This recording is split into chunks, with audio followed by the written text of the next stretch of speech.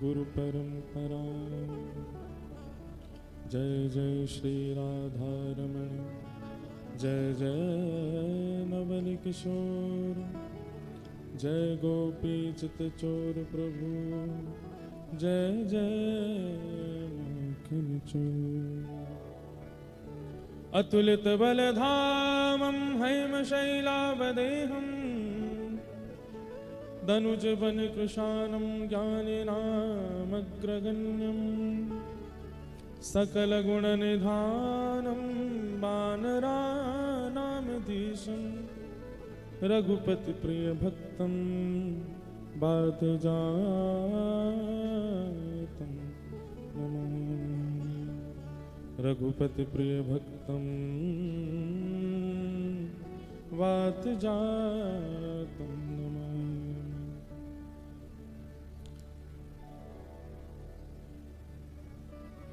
गोपाल राधे कृष्ण गोविंद गोविंद, गोपाल राधे कृष्ण गोविंद गोविंद, गोपाल राधे कृष्ण गोविंद गोविंद, गोपाल राधे कृष्ण गोविंद गोविंद, गोपाल राधे कृष्ण गोविंद गोविंद, गोपाल राधे कृष्ण गोविंद गोविंद, कृष्ण गोविंद गोविंद कृष्ण गोविंद गोविंद, कृष्ण गोविंद गोविंद कृष्ण गोविंद गोविंद, कृष्ण गोविंद गोविंद कृष्ण गोविंद गोविंद, कृष्ण गोविंद गोविंद कृष्ण गोविंद गोविंद, कृष्ण गोविंद गोविंद कृष्ण गोविंद गोविंद, कृष्ण गोविंद गोविंद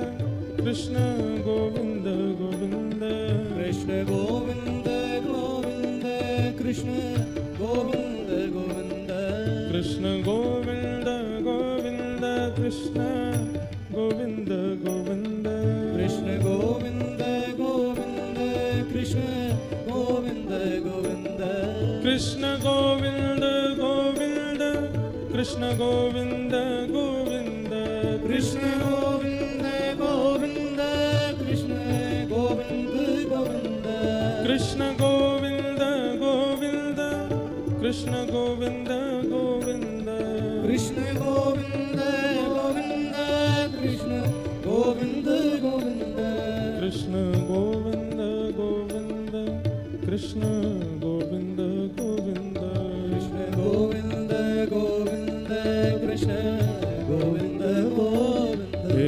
गोपाल राधे कृष्ण गोविंद गोविंद, गोपाल राधे कृष्ण गोविंद गोविंद, गोपाल राधे कृष्ण गोविंद गोविंद, गोपाल राधे कृष्ण गोविंद गोविंद, कृष्ण गोविंद गोविंद कृष्ण गोविंद गोविंद, कृष्ण गोविंद गोविंद कृष्ण गोविंद गोविंद, कृष्ण गोविंद गोविंद कृष्ण गोविंद गोविंद, कृष्ण गोविंद गोविंद कृष्ण गोविंद गोविंद, कृष्ण गोविंद गोविंद कृष्ण गोविंद गोविंद, कृष्ण गोविंद गोविंद कृष्ण गोविंद गोविंद, कृष्ण गोविंद गोविंद कृष्ण गोविंद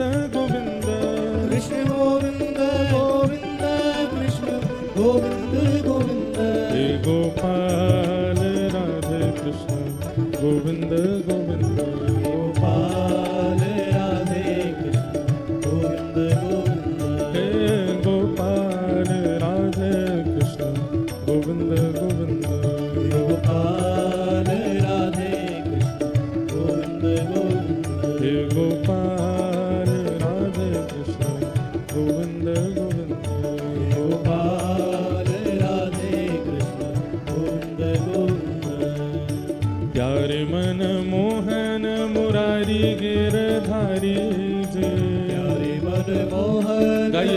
मुरारी गिरधारी प्यारे मन मोहन मुरारी गिरधारी जी प्यारे मन मोहन मुरारी गिरधारी नंद जी के लाल सुध लेना हमारी जी नंद जी के लाल सुध लेना हमारी जी यशोदा के लाल सुध लेना हमारी जी यशोदा के लाल सुध लेना हमारी हे गोपाल राधे कृष्ण गोविंद गोविंद गोपाल राधे कृष्ण गोविंद गोविंद हे गोपाल राधे कृष्ण गोविंद गोविंद गोपाल राधे कृष्ण गोविंद गोविंद हे गोपाल हे गोपाल हे गोपाल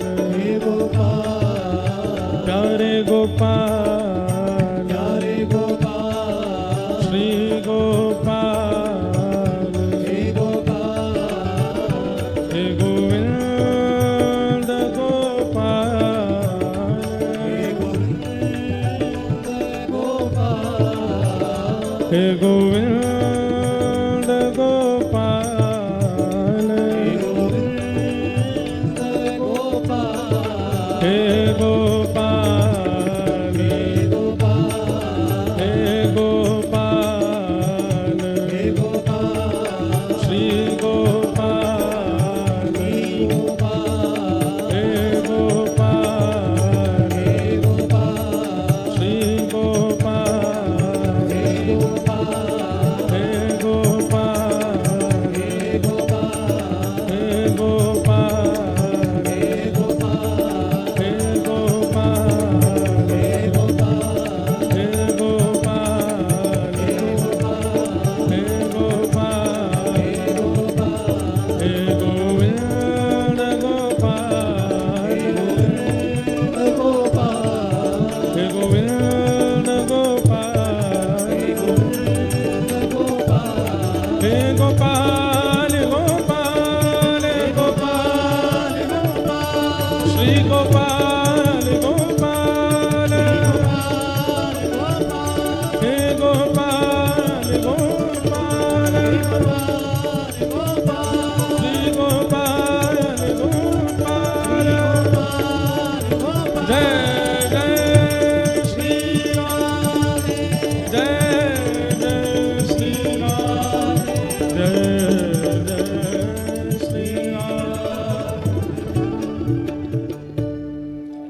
बोलो वृंदावन बिहारी लाल की श्री राधा रमण लाल की श्री राधा वल्लभ लाल की भागवत महापुराण की श्री सुखदेव जी महाराज की श्री परीक्षित जी महाराज की गंगा यमुना मैया की श्री नर्मदा मैया की देवादिदेव महादेव शंकर भगवान की श्री पवई धाम हनुमान जी महाराज की राजा रामचंद्र भगवान की सब संतन की सब भक्तन की सब विप्रन की जय जय श्री राधे जय जय श्री राधे जय जय श्री राधे नमः पार्वती पतये हर हर महादेव।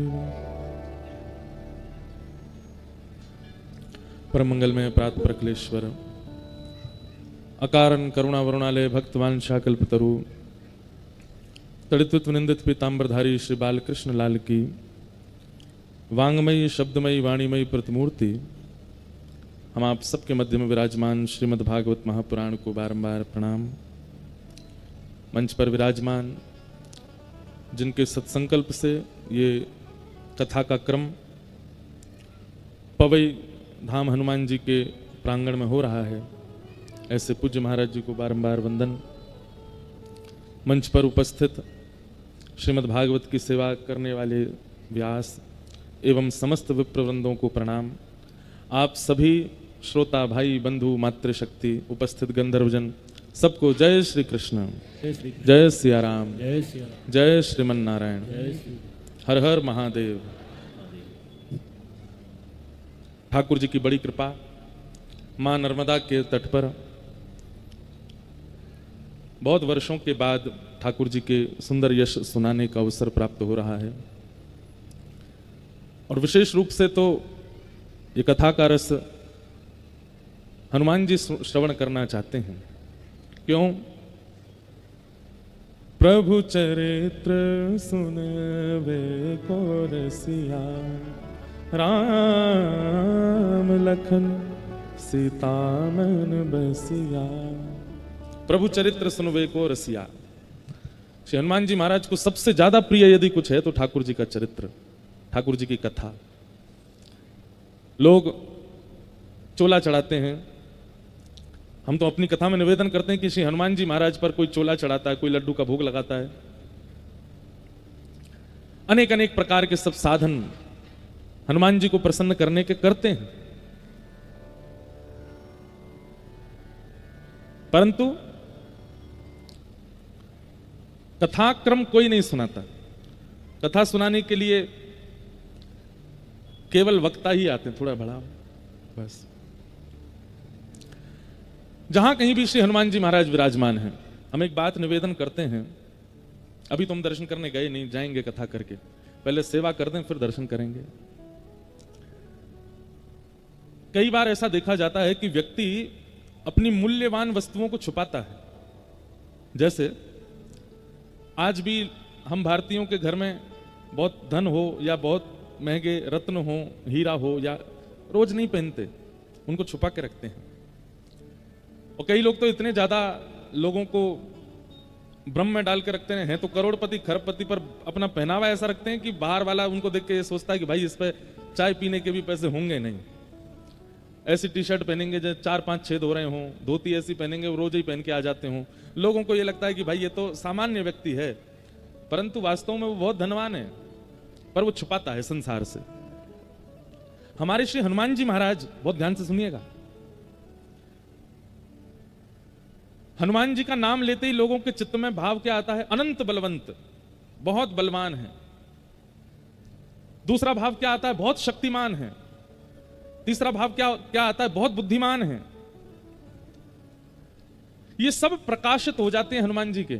इसीलिए लोग हनुमान जी के सामने केवल अर्जी लेके ही आते हैं कि हे हनुमान जी हमारी पीड़ा दूर करो, हे हनुमान जी हमारे कष्ट दूर करो, हे हनुमान जी हमारे ऊपर ऐसा अनुग्रह करो, आदि आदि सब भाव कहते हैं। आप लोग वास्तविकता पहचान ही नहीं पाए कि हनुमान जी ने अपना बल, अपना पराक्रम, अपना क्रोध, अपनी ऊर्जा, अपनी बुद्धिमत्ता, उसको प्रकाशित करके भक्ति छुपा रखी है, ताकि आप लोग केवल संसार ही मांग करके चले जाओ, कहीं भक्ति का वरदान ना मांग लो उनसे, क्योंकि वो मूल्यवान है। लेकिन गोस्वामी तुलसीदास जी महाराज ने जो पूरे विश्व को याद है उस हनुमान चालीसा में अंकित कर दिया, प्रभु चरित्र सुनवे को रसिया। रसिया शब्द कोई सामान्य नहीं होता, निपुणता की पराकाष्ठा को कहते हैं। जैसे ये तो पान खाने के रसिया हैं। रसिया मतलब एक तो होता है शौकीन, और एक होता है इतना शौकीन कि कुछ दो चाय मत दो लेकिन पान दे दो, उसको रसिया कहते हैं। हमारे ठाकुर जी को ब्रज में क्या कहते हैं? होरी को रसिया, होरी के रसिया। रसिया मतलब होली के समय पर ठाकुर जी प्रसाद भी नहीं पावे चलेगा, शयन भी नहीं करें चलेगा, दूध भी ना पीवे चलेगा, पूरे दिन होरी खिलाए लो। गोप ग्वालन के बीच में बैठ करके रंग उड़ रहे हैं, ढप बज रही है, मंगल मंगल होली के गीत गाए जा रहे हैं, ठाकुर जी को उसमें बहुत सुख मिलता है, इसलिए उनको होरी के रसिया। रसिया का एक अर्थ यदि करें तो ऐसा है कि उस भाव के आगे बाकी सब फीका, बस वो भाव देते रहो, उसको रसिया कहते हैं।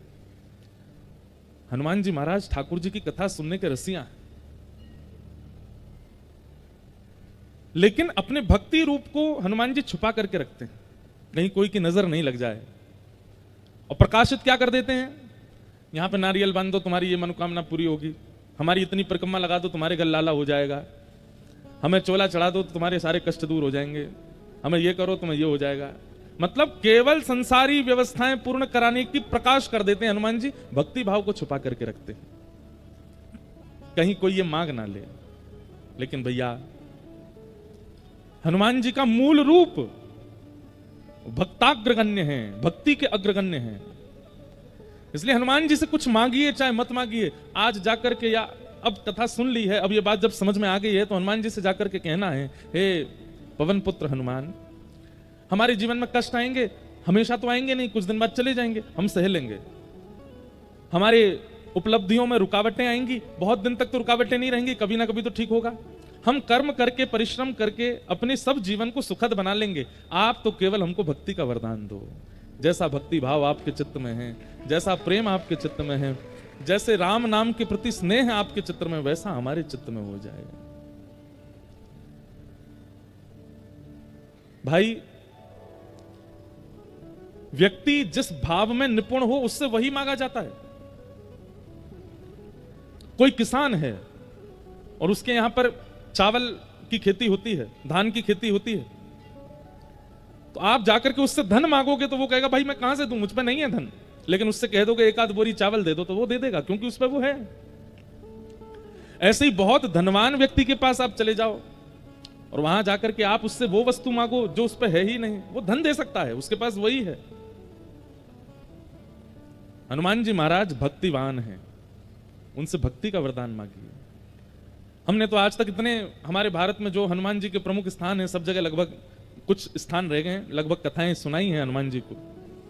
और आज हम आपको अब एक बात स्पष्ट रूप से कह दें, कथा प्रारंभ होने से कथा विश्राम तक बस ये 4 घंटे छोड़ के बाकी जो भी हम करते हैं वो हम करते हैं, पर ये 4 घंटा कथा में हमारी वाणी से हनुमान जी बुलवाते हैं। हनुमान जी की कृपा है। हमारे गिरधर लाल जी के प्रति हमारा प्रेम, वृंदावन के प्रति हमारा स्नेह, ब्रज के प्रति जो हमारा प्रेम है, इसमें बहुत बड़ी कृपा श्री हनुमान जी की। हमारी पूरी कथा भी हनुमान जी सुनते हैं सामने बैठ के। तो इस कथा का मूल भाव तो श्री हनुमान जी को सुनाना है।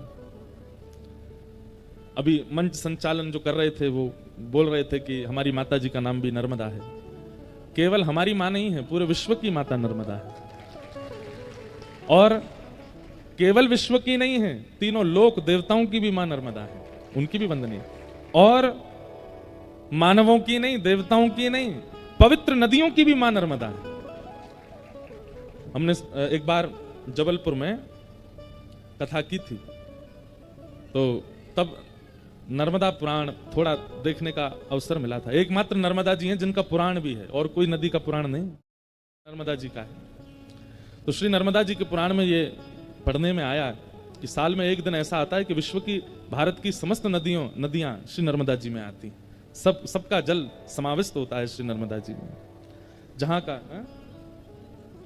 अच्छा, जो सप्तमी आने वाली है, वाह, आगामी जो सप्तमी है उसी में ही वाह गंगा जी आती है। तो गंगा यानी कि समस्त नदी सब गंगा के रूप में ही आती हैं। आगामी सप्तमी कथा में पड़ेगी अपने। तो ऐसी श्री नर्मदा जी हैं, उन्हें हम बारंबार प्रणाम करते हैं। बहुत सुख मिलता है मां नर्मदा के तट पर आकर के। पवई धाम हनुमान जी को बारंबार प्रणाम करते हैं, पूज्य महाराज जी को वंदन करते हैं, आप सबको भावपूर्ण प्रणाम करते हैं। और आइए भागवत के प्रथम दिवस के सत्र में हम लोग प्रवेश करते हैं। सच्चिदानंद रूपाय विश्वोत्पत्त्यादि हेतवे तापत्रय विनाशाय श्री कृष्णाय वयं नमः।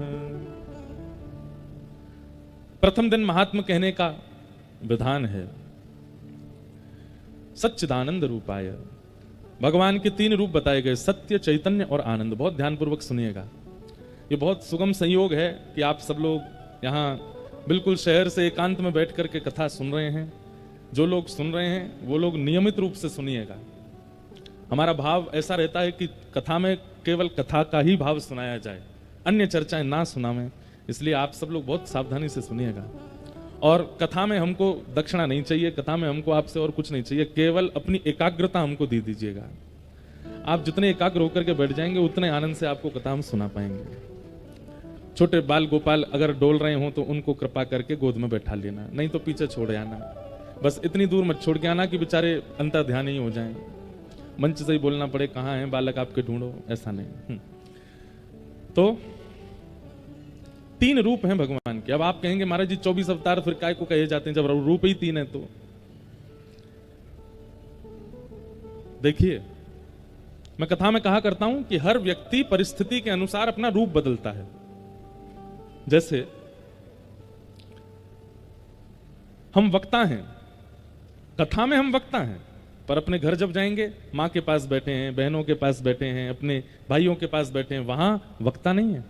वहां क्या है? वहां किसी के भाई हैं, किसी के बेटा हैं, किसी के मित्र हैं, किसी के सखा हैं। वहां हमको कोई महाराज जी नहीं बोलता। घर में कोई हमारी बहन हमको महाराज जी बोलेंगी, हमारे परिवार के लोग हमको स्वामी जी थोड़ी बोलेंगे, गुरु जी थोड़ी बोलेंगे। वो तो हमको क्या बोलेंगे? लाला ही बोलेंगे, लाला बोलेंगे, बेटा बोलेंगे, नाम लेकर के बोलेंगे। क्यों? वहां रूप बदल जाता है।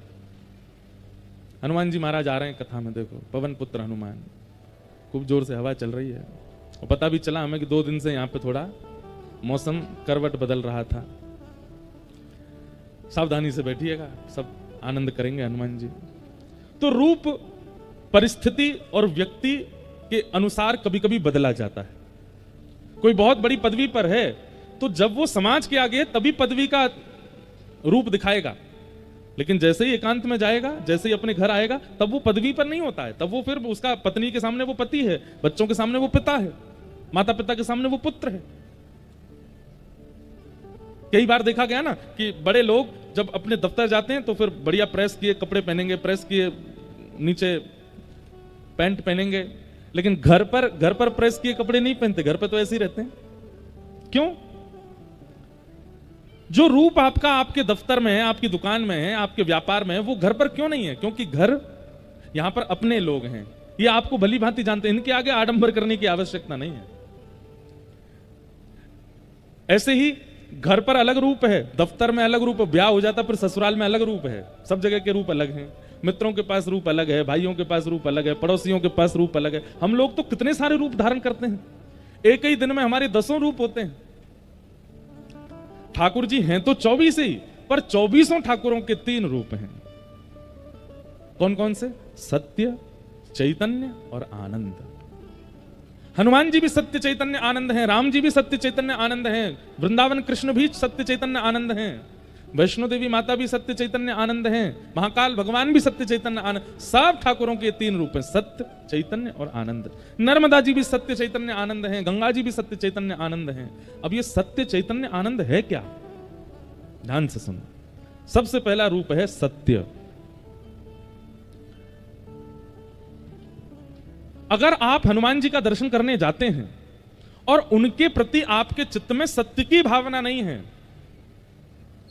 सत्य की स्थिति नहीं है, तो आप चाहे कितने भी बड़े पाठ कीजिए, कितने भी अनुष्ठान करा लीजिए, कितना भी भोग लगा लीजिए, आपको हनुमान जी केवल पाषाण ही लगेंगे, कभी अनुभव नहीं होगा उनका। भगवान के प्रति, ईश्वर के प्रति, देवताओं के प्रति, नदियों के प्रति सत्य की भावना सबसे पहले रखनी पड़ेगी कि वो सत्य है। सत्य। दूसरी बात, जिसके सन्मुख जाके, जिसके सामने जाकर के स्वतः अपने आप सत्य मन में प्रकट हो जाता हो, उसे सत्य कहते हैं। दुनिया के आगे आप झूठ बोल सकते हो, दुनिया के आगे आप असत्य संभाषण कर सकते हो। जय हो। हमारे साथ ही बैठे रही हो भैया, हैं भाग मत जाइयो, जोड़ते हवा आवे तो। हम तो उठ नहीं सकते जब तक आरती नहीं हो। प्रेम से, आनंद से सब बैठे रहो, जो होगा देखेंगे। सत्य, जिनके सामने सत्य प्रकट नहीं करना पड़ता, अपने आप प्रकट होता है। जैसे पिताजी के सामने अगर आपसे कोई गलती हुई है तो आप सत्य छुपा सकते हो, पत्नी से भी सत्य छुपा सकते हो, बच्चों से भी सत्य छुपा सकते हो, लेकिन ठाकुर जी से सत्य छुपाया नहीं जाता, अपने आप प्रकट हो जाता है। हे हनुमान जी महाराज, पत्नी को नहीं बताया, बच्चों को नहीं बताया, सबसे छुपाया, पर आप तो सब जानते हो नाथ, आपसे क्या छुपाएं। हमने ये पाप कर्म किया है, हमसे ये अपराध हो गया है, क्षमा करना भगवान। हनुमान जी आपके पीछे पड़े थे कि मुझे सत्य बताओ, नहीं पड़े थे, फिर भी क्यों बता दिया आपने? क्योंकि उनका स्वरूप ही सत्य है। राम जी का स्वरूप ही सत्य है, श्री कृष्ण का स्वरूप ही सत्य है। मैं कथा में कहा करता हूं, जिससे सत्य छुपाया जाए वो मानव है, लेकिन जिसके सामने सत्य छुपाने में आपको बिल्कुल भी संकोच ना होता हो, समझ जाना या तो वो ठाकुर जी हैं या ठाकुर जी का कोई अंश है, क्योंकि ठाकुर जी का रूप है सत्य है। सत्य। ठाकुर जी का दूसरा रूप क्या है? चैतन्य। चैतन्य का मतलब क्या होता है? जैसे ये जड़ है, वृक्ष जड़ है, ये पंडाल जड़ है, लोहे की कोई वस्तु ये जड़ है। लेकिन ठाकुर जी जड़ नहीं है, वो पाषाण का विग्रह होते हुए भी जड़ नहीं है, चैतन्य है।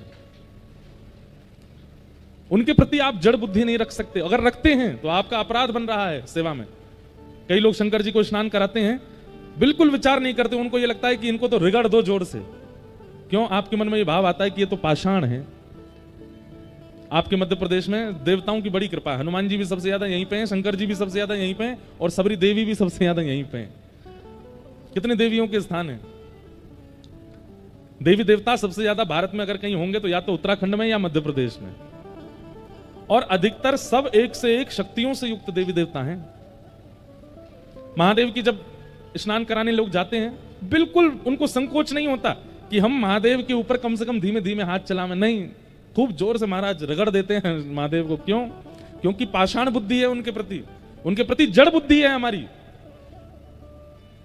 हम तो कभी पंचामृत अभिषेक करते हैं तो दूध, घी, शही, शर्करा, जैसी शक्कर आती है ना, तो मैं ये चीनी तो डालने ही नहीं देता। हम कहते हैं या तो बूरा लाओ या शक्कर लाओ पिसी हुई, ये निष्ठुर जो बिल्कुल चुभती है, ऐसी शक्कर में डालते ही नहीं कभी। और कभी होती भी है तो सबको बोलते हैं हमारे पंडित जी को, भाई इसको पीस दो या कुछ इसको पाउडर जैसा बनाओ। महादेव को ऐसे नहीं लगाएंगे, वो कोई जड़ थोड़ा ही है, चैतन्य है। और फिर उसको पधराने के बाद भी बहुत धीमे धीमे हाथों से महादेव के सब अंग से। क्यों? क्योंकि वो जड़ नहीं है। हमारी भक्ति उसी समय लाभ देना बंद कर देती है जब हम ठाकुर जी के प्रति जड़ बुद्धि रखते हैं। वो जड़ नहीं। एक बात कह दें, बहुत ध्यान से सुनिएगा, आप ठाकुर जी के प्रति अगर जड़ बुद्धि रखते हो, किसी दिन ठाकुर जी ने आपके प्रति जड़ बुद्धि रख ली, हे ठाकुर जी इतनी जोर से धूप क्यों तपतपा रही है, हमारा शरीर जल रहा है, ठाकुर जी कहेंगे बेटा तेने भी तो हमको जड़ ही माना, अब हम भी तो जड़ ही मानने हैं। मूसलाधार बारिश। एक जगह तो बड़ा अद्भुत, शंकर जी के मंदिर में पाइप लगा हुआ था बाहर, बोरिंग वाला पानी, वो पाइप से शंकर जी को निभा रहे थे। हम भारतीय लोगों में श्रद्धा बहुत है, आस्था बहुत है, पर ज्ञान नहीं है। और ऋते ज्ञानान न मुक्ति, इसीलिए हमारे शास्त्र कहते हैं कि ज्ञान के बिना जब आप सेवा में जाते हो तो कहीं ना कहीं मुक्ति में बाधा बनती है। अब देखो इसमें दो पक्ष हैं, या तो बिल्कुल ही हम भोले हैं, बिल्कुल ही हम सीधे हैं, बिल्कुल ही हम बिल्कुल सहज सरल स्वभाव के हैं, तो कोई दिक्कत नहीं है, तो ठाकुर जी कृपा करेंगे कि आप जानते ही नहीं हो। लेकिन आपको कथाएं सुनने को मिलती हैं, आपको प्रवचन सुनने को मिलता है, आजकल तो यूट्यूब पे सब सारे महापुरुषों की कथा सुनने को अनुभव हो जाती है। उसके बाद भी आप मंदिर में जाकर के वही जड़त्व वाले काम करते हैं तो ठाकुर जी को गुस्सा आता है, बोले इसको सब पता है फिर भी कर रहा है। या तो हमारा स्वभाव कर्मा जैसा हो कि पिताजी बोल के गए कि ठाकुर जी का भोग लगाना है, और कर्मा को ये नहीं पता कि नहा धो के लगाना है, वो भोग लगाना है बस। सुबह उठते ही बिना नहाए धोए खिचड़ी बना के ठाकुर जी को भोग लगा देती है। अब उसको कौन समझाए कि भाई शुद्धता का ध्यान रख, स्नान कर ले, नए कपड़े पहन, बिल्कुल हाथ खासा करके तब भोग बना। भोली है, नहीं जानती है, बिना नहाए धोए बना देती है। अपने दांतुन से ही ठाकुर जी की खिचड़ी चला भी देती है और ठाकुर जी के आगे धर भी देती है, और उसकी खिचड़ी खाने श्री जगन्नाथ भगवान दौड़ते हैं। क्यों? क्योंकि वो भोली है, उसको पता नहीं है, वो जानती नहीं है। पता नहीं है, भोलेपन में, बिल्कुल सीधे सरल सहज स्वभाव में आप ठाकुर जी की सेवा में कुछ कर देते हैं जो शास्त्रों से विमुख है, ठाकुर जी नाराज नहीं होते उसमें। छोटा बालक मेहमान घर में आते, उसको 500 रुपया दे देते हैं तो बालक पकड़ लेता है, और पकड़ते ही अब घर के बड़े लोग तो देख रहे हैं 500 रुपए आए हैं, ये मेहमान जाए तो इससे हम लें, ये क्या जाने 500 रुपए की कीमत। लेकिन वो छोटा बालक क्या करता है, 500 रुपए लेते ही मुंह में ले लिया या फाड़ दिया, तो बड़े लोग उस पर गुस्सा थोड़ी होते हैं। क्यों? अबोध है, जानता नहीं है। लेकिन 20 वर्ष के बालक को 500 रुपया दिया गया और 20 वर्ष का बालक उसको खावे और फाड़े तो क्या होगा? घर के लोग कहेंगे रुक जद्दारी के तो बता, मैं इधर जानता नहीं 500 रुपए हैं ये, इतना भी नहीं पता तुझको। ठीक वैसे ही अगर हम अवोध स्थिति में हैं मन से और बुद्धि से, ठाकुर जी की सेवा में हमसे कोई चूक होती है ठाकुर जी क्षमा करते हैं। लेकिन हम बाहर तो बड़े चतुर हैं, पैसा लेना है किसी से तो हमको चतुराई आ जाती है, किसी के साथ छल करना है तो हमको चतुराई आ जाती है, किसी के साथ कपट करना है तो हमको चतुराई आ जाती है, किसी से ईर्ष्या करने में हम पीछे नहीं हटते। और जब ठाकुर जी की सेवा में जाते हैं तो हम तो बोले हम तो कुछ जानते नहीं है। महादेव उस समय अपना त्रिशूल पहनाते हैं, बोले रुक जा मिल मुझे किसी दिन। बाहर के लिए इतना चतुर बनता है, यहां पे आके कहता बोला हूं मैं। या तो अत्यंत सरल सहज स्वभाव हो हमारा, बाहर भी वैसे हैं भीतर भी वैसे हैं, तो संभव है। लेकिन यदि संसार के लिए चतुराई है और ठाकुर जी के आगे भोले बनने का प्रयास करते हैं, ठाकुर जी दंड देते हैं। चैतन्य, ठाकुर जी को चैतन्य मानिए, वो जड़ नहीं है, वो पाषाण में व्यवस्थित होकर के विराजमान हैं। अपने भक्ति भाव से प्रेम भाव से उनको चैतन्य करो, चैतन्य मानो। तो पहला स्वरूप ठाकुर जी का सत्य, दूसरा स्वरूप ठाकुर जी का चैतन्य, और तीसरा स्वरूप ठाकुर जी का आनंद। आप लोग कथा में बैठे हो, अभी थोड़ी आंधी सी आई, लेकिन आप सब लोग फिर भी प्रसन्न मुद्रा में सुन रहे हो। 2-4 लोग इधर उधर देखने लगे थे, बाकी सब सुन ही रहे थे। क्यों? क्योंकि यहां आपको सुख नहीं मिल रहा है, यहां आपको प्रसन्नता नहीं हो रही है। यहां जिस भाव का आप अनुभव कर रहे हो वो भाव ही कहलाता है आनंद। वो आनंद है। आनंद का और सुख का अंतर क्या होता है? सुख का मतलब क्या है? जो व्यवस्थाओं से युक्त है वो सुख है, और जो अव्यवस्था में भी प्रसन्न रहने देता है वो आनंद है। क्षमा कीजिएगा, शादी ब्याह में आनंद नहीं होता, वहां सुख होता है, क्योंकि व्यवस्थाओं से प्राप्त है। जन्मदिन के उत्सव में आनंद नहीं होता, सुख होता है, क्योंकि व्यवस्थाओं से प्रकट हुआ है। लेकिन कथा, कीर्तन, सेवा, भक्ति, यहां हमें व्यवस्था की आवश्यकता नहीं होती है। यहां तो केवल एक बार प्रारंभ हो जाए। देखिए, कथा से पहले तक थोड़ा लगता है कि ये व्यवस्था, ये व्यवस्था, ये एक बार कथा शुरू हो जाती है ना, हमने तो इतना अनुभव कर लिया, हमारे पिताजी का तो बहुत पुराना अनुभव है। कथा प्रारंभ होते ही फिर तो वो नर्मदा की गति की तरह बहती है, आगे चाहे पत्थर आवे, चट्टान आवे, सबको चीरते हुए निकल जाती है। कथा अपनी गति नहीं छोड़ती। क्यों? क्योंकि व्यवस्थाएं नहीं चाहिए, पहले चाहिए, प्रारंभ होने के बाद नहीं चाहिए। और जो बिना व्यवस्था के भी प्रसन्न करने की सामर्थ्य रखे, उसी को आनंद कहते हैं। आप लोग फर्श पे बैठे हो, जमीन पे बैठे हो, हमारे तो फिर भी एसी लग रहा है, आप तो पंखा में ही बैठे हो, हमारे तो फिर भी पीछे मसनद है, आप तो बिना कमर टेके बैठे हो, लेकिन फिर भी आप इतनी प्रसन्न मुद्रा में क्यों बैठे हो? क्योंकि ये आनंद है, क्योंकि कथा आनंद प्रदान करती है। ठाकुर बिहारी जी दर्शन करने जाओ वृंदावन में, महाराज ऐसी भीड़, एक बार गली में घुसोगे तो फिर दर्शन करके ही निकलोगे बाहर, और वो भी बिना प्रयास के। आपको प्रयास नहीं करना है, धक्का ही इतने पड़ेंगे कि सीधे घुसोगे, दर्शन है कि बाहर ही निकलोगे, लेकिन उसमें भी किसी को अप्रसन्नता नहीं लगती, सब प्रसन्न होते हैं। क्यों? भगवत संबंधी भावों में जो प्राप्त होती है प्रसन्नता, उसी को आनंद कहते हैं। सच्चिदानंद रूपाय विश्वोत्पत्त्यादि हेतवे तापत्रय विनाशाय श्री कृष्णाय वयं नमः। 3 रूप हैं, सत्य, चैतन्य और आनंद। 3 कर्म हैं ठाकुर जी के। क्या? विश्वोत्पत्त्यादि हेतवे, उत्पत्ति, पालन और संहार। जिस प्रकार एक बालक मिट्टी से पहले घर बनाता है और फिर उस घर को 2-4 दिन तक संभालता है, और एक दिन बालक का मूड खराब होता है तो फिर घर को ध्वस्त कर देता है, ठाकुर जी भी ऐसे ही पूरी सृष्टि के साथ लीला करते हैं। हमें बनाते हैं, हमारे दादा परदादा, हमारे कुल खानदान का चयन करते हैं, इसको कैसे कुल में भेजना है, फिर उसके बाद हमारा पालन करते हैं, हमें एक सदगति प्रदान करते हैं, एक श्रेष्ठ व्यक्ति बनाते हैं, अफसर बनाते हैं, मंत्री बनाते हैं, नेता बनाते हैं, वक्ता बनाते हैं, संत बनाते हैं, और फिर एक समय आने पर संहार कर देते हैं।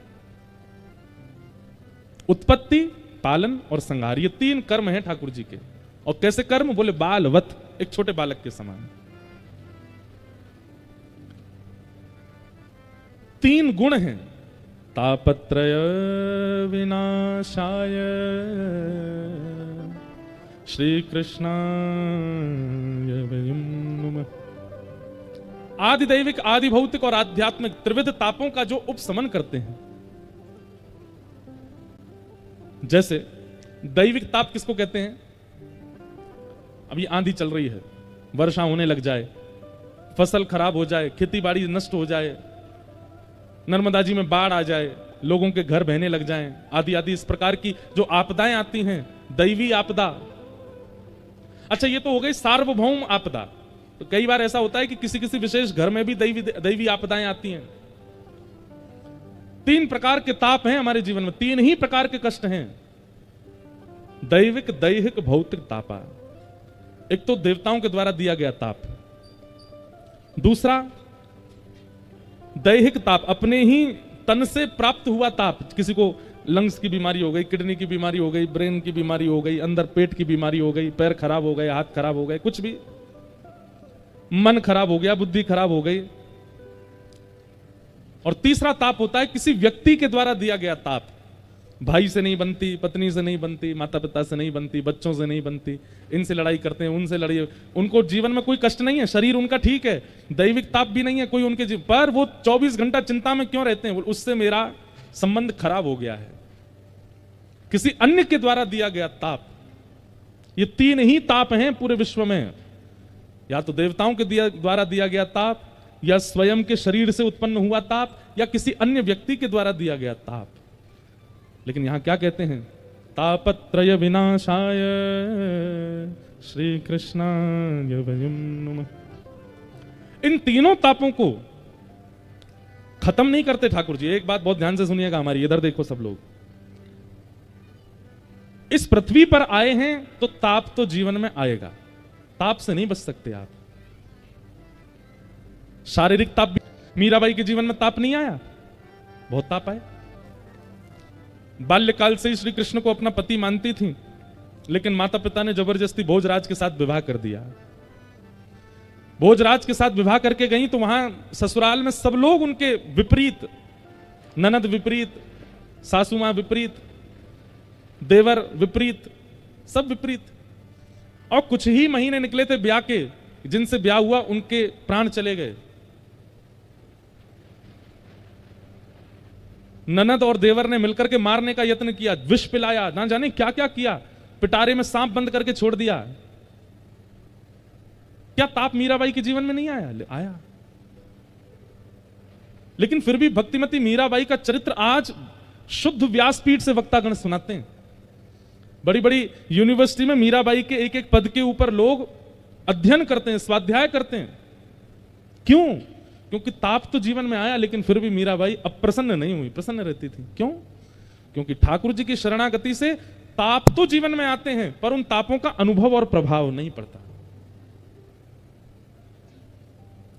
आंधी चल रही है, अभी अगर हम अपने घर में होते, क्या कर रहे होते? अरे खिड़कियां बंद करो, बाहर जो कपड़े टंग रहे हैं सबको लेके आओ, गेहूं चावल सूख रहे हैं उनको उठा के लाओ, वो किवाड़ बंद कर आओ, ये कर आओ, वो कर आओ, दौड़ रहे होते इधर से उधर। पर यहां चुपचाप बैठे हैं। ताप तो आ रहा है, लेकिन अनुभव नहीं हो रहा, उसका प्रभाव नहीं पड़ रहा। ठीक यही स्थिति जीवन में भी हो जाती है। एक कथा सुनाते हैं, सुनो। महाराष्ट्र में एक संत हुए श्री तुकाराम जी महाराज, क्या नाम था? जो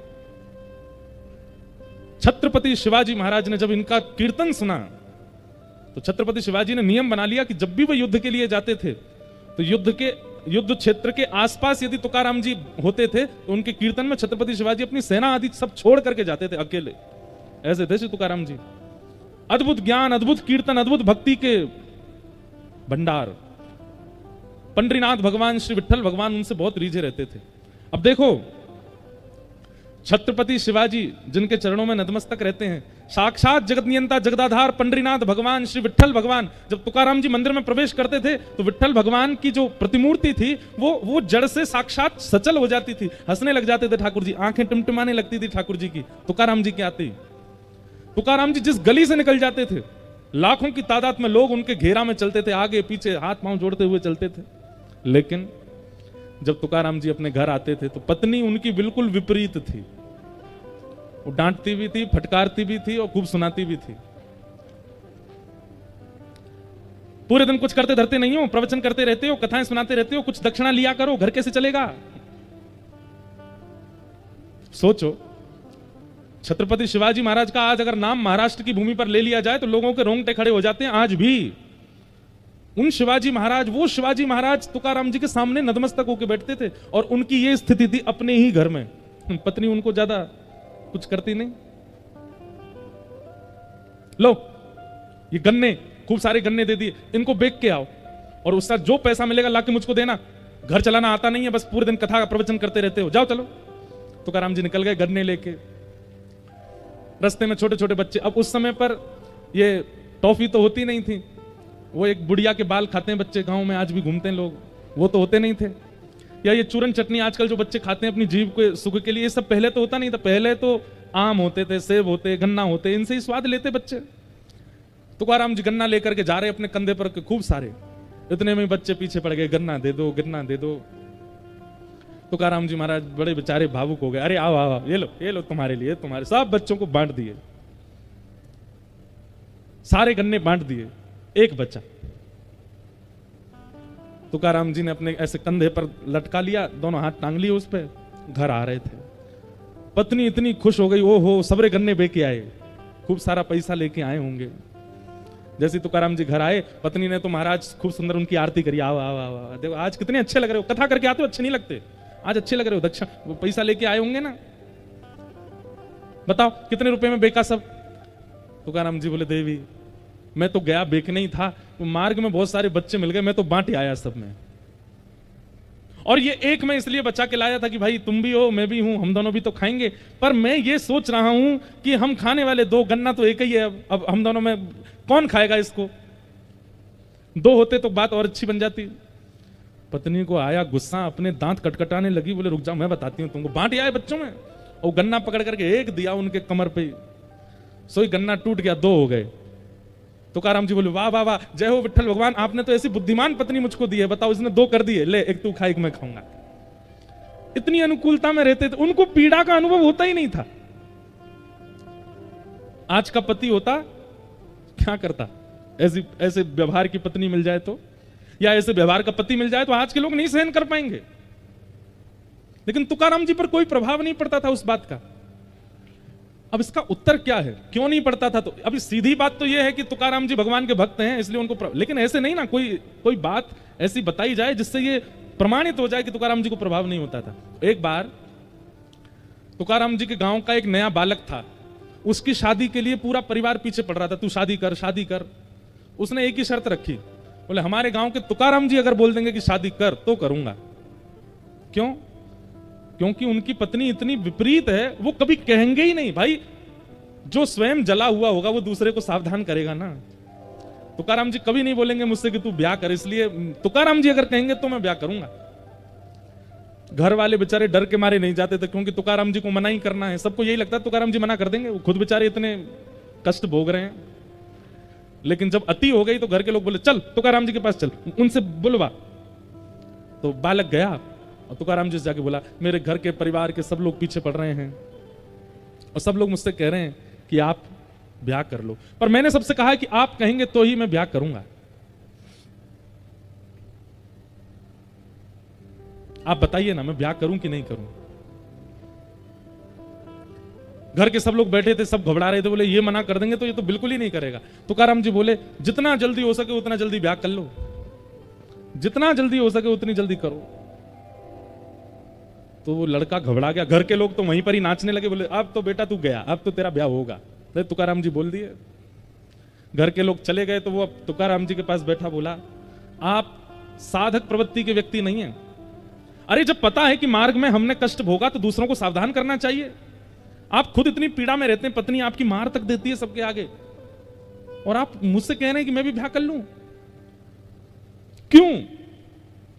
तुकाराम जी बोले देख भाई, अगर अनुकूल पत्नी आ गई तो तुम दोनों जीवन आराम से जी लोगे, और यदि प्रतिकूल पत्नी आई तो इस गांव में एक की जगह दो तुकाराम हो जाएंगे, मैं और तू दोनों। लेकिन उस बालक ने चरण पकड़े, बोले मैं ठीक है मैं ब्याह करूंगा, लेकिन आपकी प्रसन्नता का राज क्या है? आपकी पत्नी विपरीत है। और तुकाराम जी का पहले ब्याह हुआ था तो पत्नी और बेटा भुखमरी के कारण मर गए थे, उनके प्राण चले गए। तो दूसरा ब्याह हुआ तो दूसरी पत्नी इतनी तेज आई कि वो ऐसा करती थी। तो उस बालक ने कहा इतनी प्रसन्नता का कारण क्या, आप इतने प्रसन्न क्यों रहते हो? आपकी पत्नी बिल्कुल विपरीत स्वभाव की, आपके घर में कोई सुख शांति नहीं है, आप पूरे दिन यहां पहाड़ी पर बैठे रहते हैं, आपको भोजन भी घर से तो मिलता नहीं है, फिर भी आपके चेहरे पर कभी शिकन नहीं देखी, आपके चेहरे पर कभी मायूसी नहीं देखी, इसका कारण क्या है? संतों का उत्तर देने का तरीका बड़ा विचित्र होता है। तुकाराम जी बोले मैं अपनी तो तुझे बाद में बताऊंगा, लेकिन तेरी माथे की रेखा मैंने देखी और मुझे कुछ पता चला है, मैं तुझे बता दूं। बालक बोला बताओ। बोले अगले 7 दिन में तेरी मृत्यु हो जाएगी, तू मरने वाला है। बालक घबरा गया, बोले ये क्या कह रहे हैं आप? बोले मैं सही कह रहा हूं, तेरे पास केवल 7 दिन बचे हैं, अपना समय व्यर्थ मत गवा। जितनों से तेने लड़ाइयां कर ली हैं सबसे क्षमा मांग ले, सब कुछ व्यवस्थित कर ले। और भाई तेरे पास 7 दिन बचे हैं, अपना जीवन जितना हो सके इन 7 दिनों में व्यवस्थित कर लियो, कभी भी प्राण चले जाएंगे 7वें दिन। अपना प्रश्न तो सब भूल गया। वो लड़का दौड़ा, रात में जाकर के स्नान किया, माता पिता को प्रणाम किया, बहनों को गले से लगावे, भाइयों को हृदय से लगावे, जितनों से उसकी बैर थे सबके पास गया। बोले भैया मुझे क्षमा कर दो, मैंने तुमसे बैर किया है। सब लोग कहते ये हो क्या, किसी को बताता था नहीं कि क्या होने वाला उसके साथ। अब स्थिति ये हो गई कि घर में मां भोजन बनाती है, दाल में नमक नहीं पड़ा, खा लेता है चुपचाप, कहता नहीं है। पहले इतना टोकता था इसमें नींबू डालो, नमक डालो, मिर्च डालो, अब जैसा मिल जाता है पा लेता है। उसके भाई बंधु कभी लड़ने आ जाते हैं तो सबके आगे क्षमा मांग लेता है, बोले भैया तुमको जो चाहिए ले जाओ, मुझसे लड़ो मत। कभी उसको बहुत कोई स्नेह देता तो भी उस पर फर्क नहीं पड़ता, कोई उसको बहुत कष्ट देता गया। बोले नाथ दिन है, अब बताइए मेरे प्राण कब निकलेंगे और मैं क्या करूं अब? तुकाराम जी बोले एक बात बता, पिछले 7 दिनों में तुझसे कोई लड़ने आया? आए तो थे लेकिन मुझको याद नहीं, क्योंकि मैंने दिमाग में ज्यादा लिया नहीं। लड़ने आ रहे थे भाई बंधु लोग, मैं कहता भाई लड़ो, मतलब क्या लड़ने के लिए कहां जाऊं मैं, मेरा प्राण निकलने वाले हैं। तुकाराम जी बोले पिछले 7 दिन में तेरा किसी ने बहुत सम्मान किया? बोले वो भी सम्मान भी किया, पर कहां अच्छा लग रहा था सम्मान, बस ये लग रहा था 7 दिन में प्राण चले जाएंगे, भाई क्या करूं? अच्छा एक बात बता, परसों माँ ने घर में क्या बनाया था? बोले दाल चावल। दाल में नमक वमक कैसा था? सब ठीक था। बोले कुछ याद नहीं है मुझको, जैसा बना मैंने खा लिया, मुझे तो बस यही लग रहा था प्राण जाने वाले हैं। तुकाराम जी बोले मेरी प्रसन्नता का राज यही है, मैं हर दिन को अपना अंतिम मानता हूं, मैं हर दिन को अपना अंतिम समझता हूं। कोई मुझसे लड़ने आता है तो मैं विचार करता हूं मेरे क्या पता अगले क्षण मेरे प्राण चलेगा, इससे बैर क्यों करूं? कोई मेरी बहुत प्रसन्नता करता है तो भी मैं ये विचार करता हूं कि इसकी प्रसन्नता लेके फूलूं क्यों, क्या पता अगले क्षण मेरे प्राण निकल गए तो। पत्नी मुझे मारती है, भोजन नहीं देती, या भोजन देती है तो जला हुआ दे देती है, मैं पा लेता हूं, कुछ कहता क्यों नहीं हूं? क्योंकि मुझे लगता है मेरा अंतिम क्षण हो सकता है, मेरा कोई भी समय मेरे प्राण जा सकते हैं, इसलिए मैं ये सब संसार के व्यवहार में पड़ता ही नहीं। बालक चरणों से लिपट गया, बोले भगवान आपने कृपा कर दी, आपने जीवन का सूत्र दे दिया।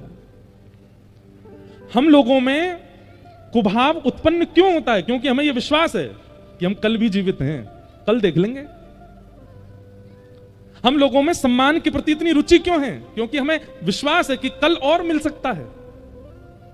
सम्मान के प्रति रुचि और अपमान के प्रति क्रोध, या जितने भी विकार हमारे चित्त में आते हैं वो केवल इसलिए आते हैं क्योंकि हमें विश्वास है कि हम जीवित रहने वाले हैं। अपने हर क्षण को अगर अंतिम मानने लगे, क्या पता अगला क्षण हम जीवित रहे कि नहीं, आप सब व्यवस्थित सामान्य हो जाओगे, शांत हो जाओगे, मौन रहने लगोगे, ना किसी से कोई शिकायत, ना किसी से कोई लड़ाई, ना किसी से कोई प्रेम, सब सम। एक सूत्र है। ठाकुर जी जब जीवन में आते हैं तो विपत्तियां कम नहीं होती, पर विपत्तियों का प्रभाव खत्म हो जाता है। और क्षमा करें, आप तिलक लगाते हो, कंठी पहनते हो, नाम जप करते हो, लेकिन विपत्ति, आपत्ति, संपत्ति, इनका प्रभाव दिखता है आपके ऊपर, तो आप आडंबर कर रहे हो, आप नाम जप नहीं करते। तापत्रय विनाशाय श्री कृष्णाय वयं नमः। ऐसे 3 तापों को उपशमन करने वाले श्री कृष्ण को हम बारंबार प्रणाम करते हैं। भागवत जी के महात्म का पहला श्लोक।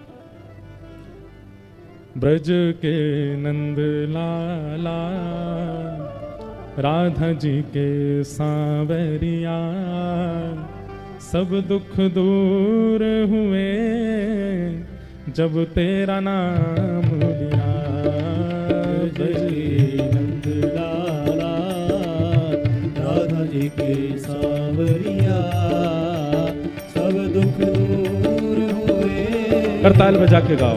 तेरा नाम लिया। ओ ब्रज के नंद लाला, राधा जी के सांवरिया, सब दुख दूर हुए जब तेरा नाम लिया। जय नंद लाला, राधा जी के सांवरिया, सब दुख दूर हुए जब तेरा नाम लिया। सब दुख दूर हुए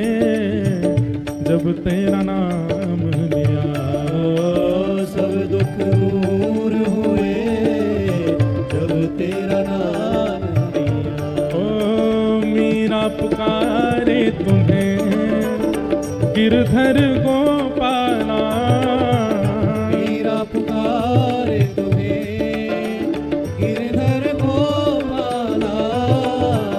मीरा पुकारे तुम्हें गिरधर गोपाला। मीरा पुकारे तुम्हें गिरधर गोपाला। ढल गया अमृत में विष का भरा प्याला। ढल गया अमृत में विष का भरा प्याला। ओ विष का भरा प्याला कौन मिटाए उसे जिसे तूने राख लिया। सब दुख दूर हुए जब तेरा नाम लिया। सब दुख दूर हुए जब तेरा नाम लिया। ओ सब दुख दूर हुए जब तेरा नाम लिया। ओ सब दुख दूर हुए जब तेरा नाम। श्री राधा रमण लाल की।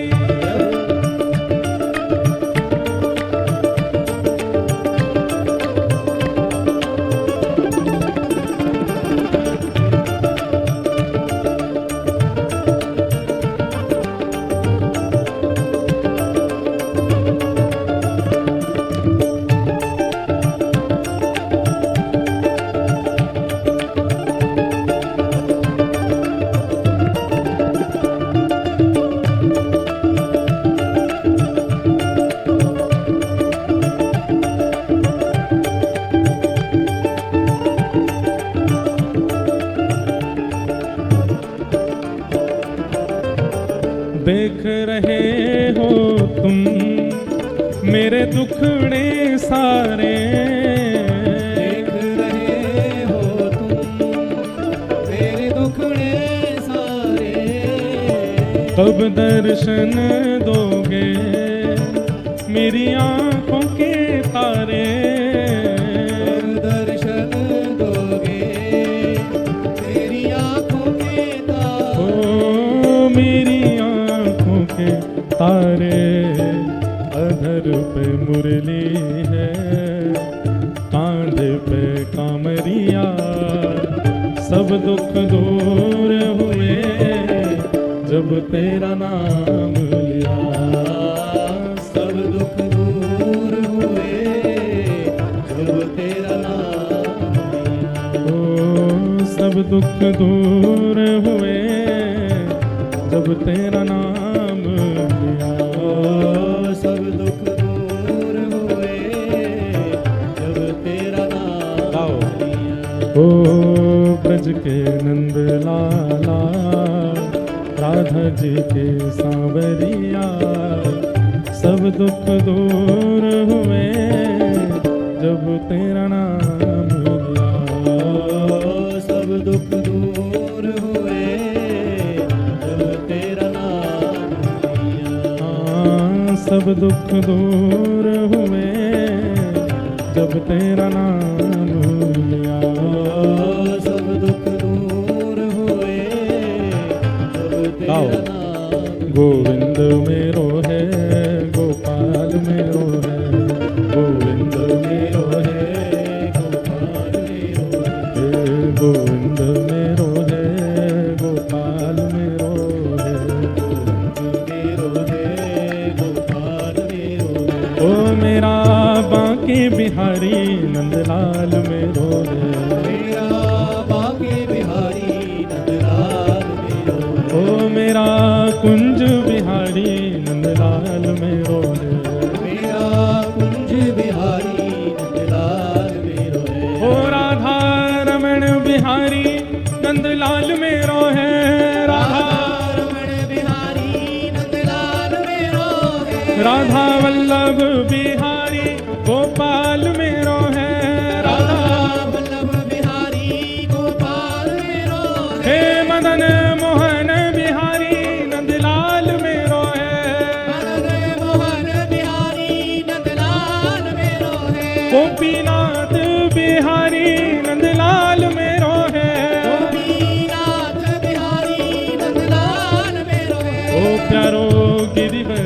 गिरवरधारी गोपाल मेरो है।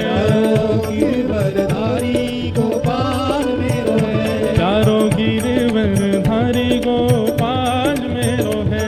प्यारो गिरवरधारी गोपाल मेरो है। हे गोविंद मेरो है गोपाल मेरो है गोपाल मेरो है। हाँ गोविंद मेरो है गोपाल मेरो है गोपाल हाँ गोविंद मेरो है गोपाल मेरो मेरो है गोपाल मेरो है। श्री गोविंद मेरो है गोपाल मेरो मेरो है गोपाल मेरो है।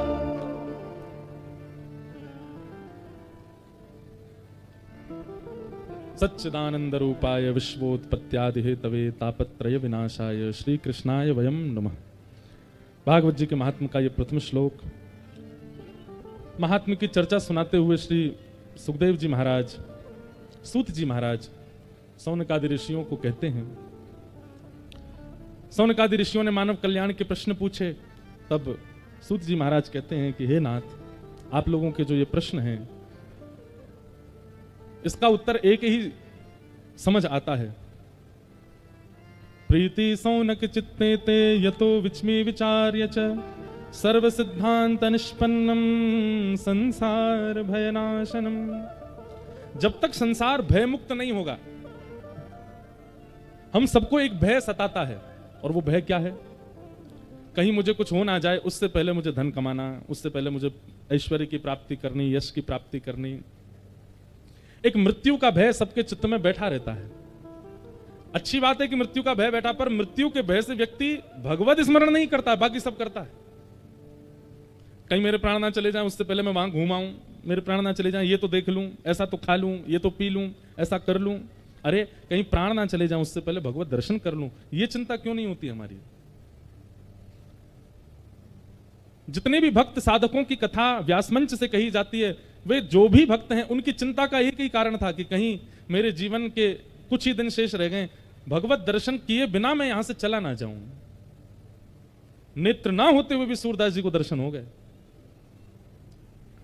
विपरीत परिस्थिति होते हुए भी गोस्वामी तुलसीदास जी को दर्शन हो गए, क्योंकि उनकी चिंता का कारण क्या है कि कहीं हमारे प्राण ना चले जाएं, उससे पहले मुझे ठाकुर जी का साक्षात्कार करना है।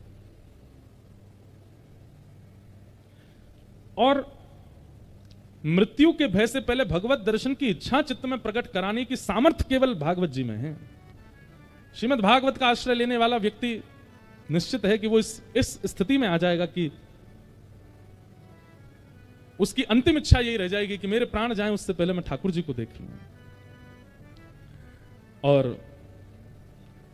कालव्याल मुखग्रास त्रास निर्णा सहेतवे श्रीमद्भागवतम शास्त्रम कलौ कीरेण भाषितम। श्रीमद्भागवत रूपी शास्त्र का आश्रय लो, सूत जी महाराज ने सौनकादि ऋषियों से कहा। इसी से ही मृत्यु का भय दूर होगा और मृत्यु से पूर्व भगवत दर्शन की इच्छा चित्त में प्रकट होगी। भगवत दर्शन की इच्छा चित्त में आते ही व्यक्ति का जीवन सुधरने संवरने लगेगा। सौनकादि ऋषियों ने कहा कि भागवत जी में ऐसा क्या है, कृपा कर हमको इसका थोड़ा महात्म्य सुनाइए। तब सूत जी महाराज महात्म्य सुनाते हुए कहते हैं, एक बार की बात है, बद्रीनाथ में सनक सनंदन सनातन सनत कुमार भगवान के प्रथम अवतार भ्रमण कर रहे थे। तभी सामने से श्री नारद जी महाराज को आते देखा। नारद जी के मुखमंडल पर थोड़ी सी उदासी देख करके सनत कुमारों ने पूछा कि हे नारद जी, आपकी चिंता का कारण क्या है?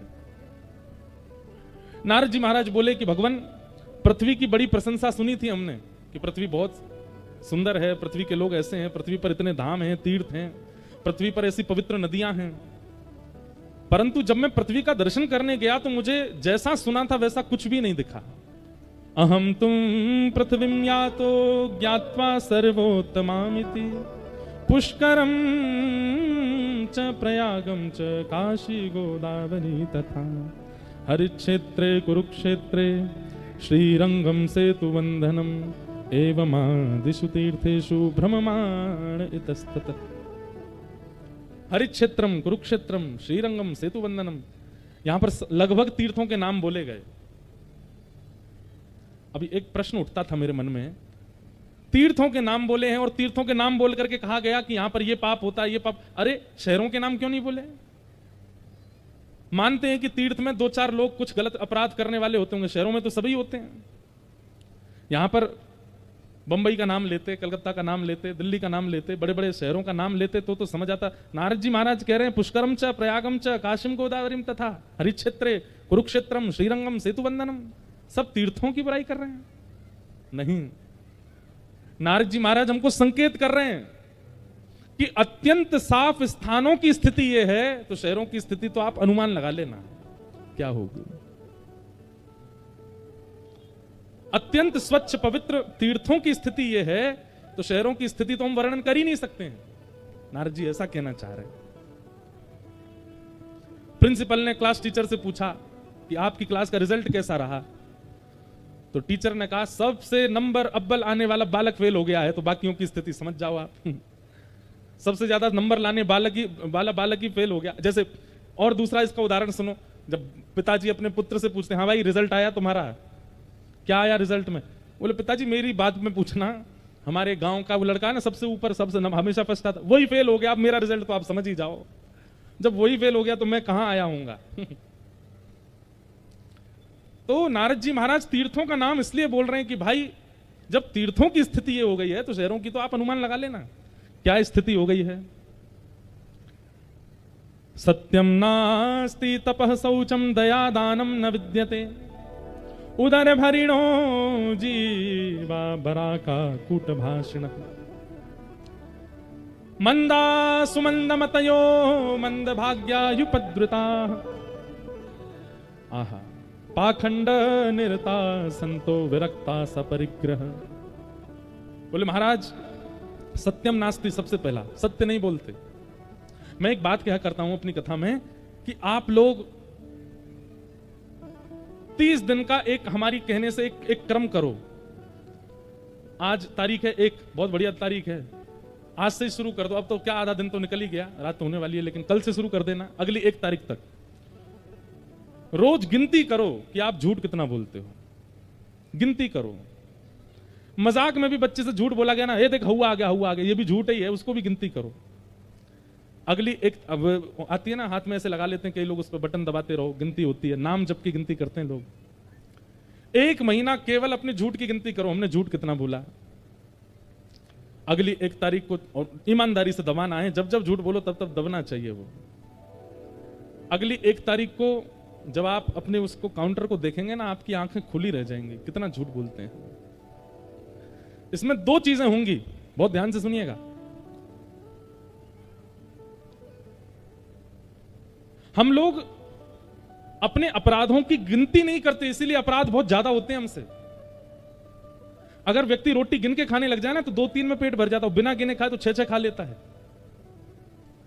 हम लोगों ने गिनती किसकी करनी प्रारंभ कर दी? नाम की, नाम जप की गिनती करते हैं, पुण्यों की गिनती करते हैं, दान की गिनती करते हैं, इसीलिए वो कम ही होते हैं हमसे, ज्यादा नहीं होते। और पापों की गिनती नहीं करते, वो महीना में कितने होते हैं हमसे। बहुत बड़ा दानवीर हो जबलपुर का या आपके इस गांव का, महीना में 1 ही दिन खजाना खुलता होगा उसका दान करने का, लेकिन पाप रोज खुलता है उसका। तो क्यों? क्योंकि दान की गिनती है, नाम जप की गिनती है, सेवा की गिनती है, पापों की गिनती नहीं है। पाप की काउंट ही नहीं करते, इसीलिए पाप अथाह होते हैं। हम तो चाहते हैं कि भाई ये जो मशीन है ना हाथ वाली, ये लाइए सब लोग, और इस पर कोई भी भगवान नाम नहीं गिनना है। आपने किसी के साथ कपट किया, बटन दबाओ, किसी के साथ छल किया, बटन दबाओ, झूठ बोला, बटन दबाओ, किसी व्यक्ति की यश प्रशंसा सुनकर के आपके चित्त में ईर्ष्या हुई, बटन दबाओ। इससे होगा क्या? 1 महीना बाद जब आप देखोगे ना, तो आपको खुद से घिन आएगी कि मैं हूं, मैं ये सब करता हूं। कोई 2 नंबर का पैसा, कोई छल कपट का पैसा देने आया हो, आप धर लेते हो, दबाओ। इससे 2 चीजें होंगी। 1 महीने बाद जब आप अपनी संख्या देखेंगे तो आप में परिवर्तन की इच्छा प्रकट होगी, और दूसरी बात, जब हाथ में काउंटर लगा लोगे ना, तो झूठ बोलने से पहले वो काउंटर आपके हाथ में भार प्रकट कर देगा। तुम बोलोगे तो दबाना पड़ेगा, तो बोलने से पहले ही रुक जाओगे।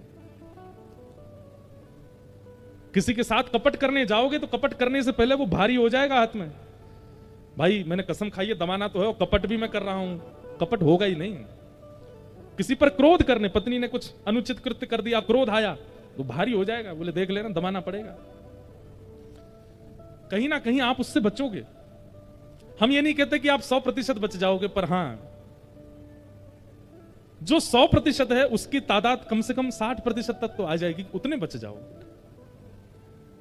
लोगों ने गिनतियां, हमसे लोग पूछते हैं कितनी कथा हो गई, हमने आज तक गिनी नहीं है कितनी कथा हो गई, आज तक नहीं गिनी। हमारे पूज्य पिताजी महाराज की गिनती है, उनकी गिनती इसलिए क्योंकि वो श्रेष्ठ हैं, वो पचा भी सकते हैं कि भाई 1500 कथा हो गई, उनको मान नहीं होगा, हम तो बालक हैं, हमको अगर पता चल जाए हमारी इतनी कथा हो गई तो मान हो जाएगा, इसलिए गिनती नहीं करते। हाँ, किस कथा में इतनी संख्या में लोग की निकलना ही, अब मैं जाता अगर बोल के कि मैं जा रहा हूं तो कितनों को लग जाती, पीड़ा होती। उसे झूठ बोल के निकलना पड़ा कि हम अभी आ रहे हैं, प्रसाद पाके मंच पे आ रहे हैं, आप लोग हिलना नहीं। और एक महाराज जी आए, उनको मंच पे बैठा के प्रवचन कराने लग गए, सब लोग यथा योग्य बैठे रहे, हम चुपचाप पीछे से गाड़ी से एयरपोर्ट निकल गए। अभी उसका अपराध तो लगेगा हमको कि भाई इतने वैष्णव आशा लगा के बैठे और आप चले गए, पर वो भी उनकी भलाई के लिए था। लेकिन हमको लगता है कि उसका प्रायश्चित करना पड़ेगा, इतने वैष्णवों को कष्ट दिया। कई बार होता है ऐसा, कुछ ना कुछ होता है, तो उनकी गिनती है, और वो गिनती कहीं ना कहीं वह पाप कर्म करने से या अपराध करने से रोकती है। हमने अपने अपराधों की गिनती नहीं की। व्यक्ति को, जैसे हम जाते हैं ना, नए नए नगरों में जाते हैं तो नगर सेठ आते हैं, कई लोग मिलने आते हैं, महाराज जी हर महीना वृंदावन जाता हूं मैं, हर महीने गिरिराज जी की परिक्रमा लगाता हूं, एकादशी मेरी व्रज में ही निकलती है। कई लोग गिनाते हैं अपना कि हम ये करते हैं, ये करते हैं, ये करते हैं। कभी किसी व्यक्ति ने ये नहीं कहा आकर के हमसे कि महाराज जी महीना में इतने लोगों के साथ कपट करता हूं मैं, इतनों के साथ छल करता हूं, पत्नी के साथ रोज गुस्सा करता हूं, बच्चों पे ऐसे प्रहार करता हूं, पड़ोसी से लड़ता हूं। क्यों?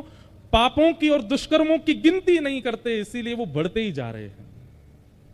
और पुण्यों की गिनती प्रारंभ कर दी, इसीलिए वो एक ही होता है महीना में। हम तो गिनती नहीं करते, कथा कितनी हो रही है, चलने दो, हो रही है, चलने दो। इसकी क्या गिनती करना, अपने दुष्कर्मों की गिनती करो।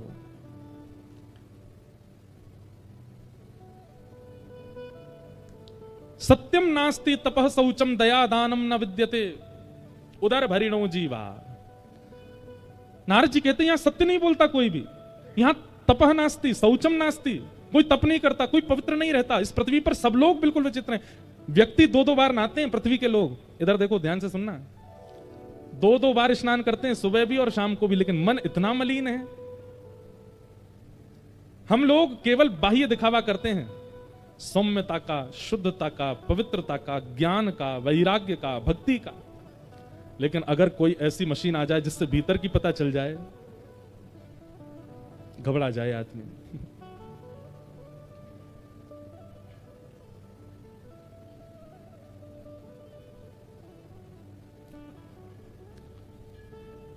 मंदा सुमंद मतयो मंद भाग्यायुपद्रुता पाखंड निरता संतो विरक्ता सपरिग्रह।